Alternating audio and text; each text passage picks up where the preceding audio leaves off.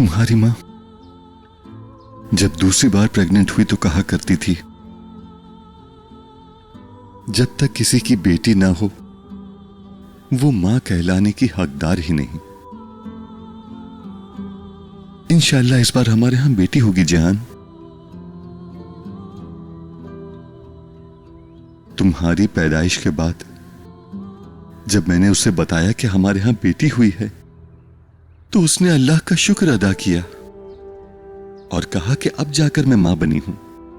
मुझे इससे कोई फर्क नहीं पड़ता था चाहे लड़का हो या लड़की, लेकिन तुम्हारी मां की खुशी को देखकर मैं खुश हो गया।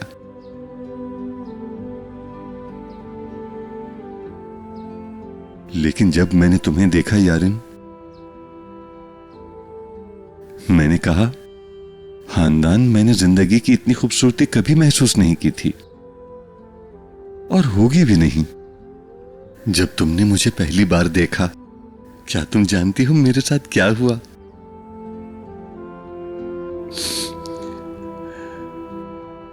तुमने छोटे से हाथों से मेरी उंगली को मजबूती से पकड़ लिया बेटी। तो मैंने कहा ये मेरी बेटी है, चाहे कुछ भी हो जाए अपने बाबा को जाने नहीं देती थी। तुम बहुत ही खूबसूरत बच्ची थी यारिन, तुम्हें उठाते हुए डर लगता था मुझे। जानती हो बेटी, तुम्हारी मां और मैं किसी को तुम्हें हाथ लगाने की इजाजत नहीं देते थे। मुझे बहुत बुरा लगता था जब तुम्हें कोई गोद में उठाता था या फिर प्यार करता था। और फिर मेरी बेटी बड़ी हो गई, अपनी मां की दोस्त बन गई। जैसा तुम्हारा नाम है वैसी ही दोस्ती निभाई। मैं जब ये देखता तो तुमसे और तुम्हारी मां से जलता था। मैं तुमसे बेइंतहा प्यार करता हूं यारिन मेरी बच्ची। जब मैं ऑफिस में होता तो सारा दिन यही सोचता कि कब शाम होगी और मैं तुम्हें देखूंगा।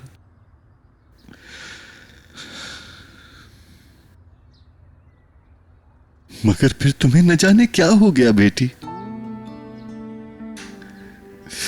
तुम दिन ब दिन हमसे दूर होती चली गई। पहले सोचा कि ये उम्र ही ऐसी है, क्या कर सकते हैं। मां के तुम हमेशा बहुत करीब रही,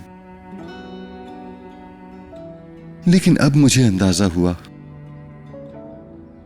तुम सिर्फ मुझसे ही दूर नहीं हुई थी।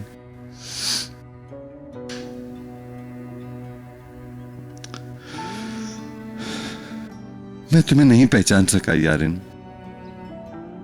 हम दोनों हमेशा तुम्हारी गलतियों पर पर्दे डालते रहे कि कहीं कोई और तुम्हारा दिल न दुखा सके मेरी बेटी।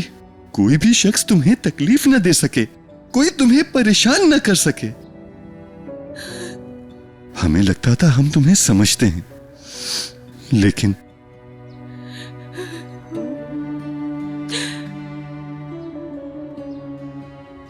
कब तुम्हारा मिजाज ऐसा बन गया हमें पता ही नहीं चला।